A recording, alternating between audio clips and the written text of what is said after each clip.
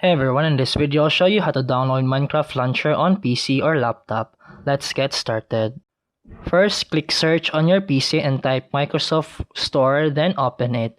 In the store, search Minecraft and you'll see a Minecraft Java and Bedrock and the Minecraft Launcher. Click the Minecraft Launcher and press install. You can choose the folder where you want it installed, then wait for the download to finish. Once installed, click play to open the launcher and you may be prompted to sign in with your Microsoft account and make sure it's the account you purchased Minecraft. If you're already signed in, it will log in automatically.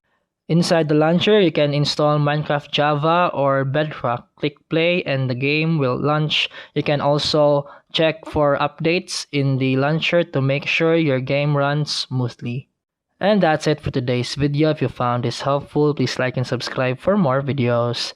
See you in the next one.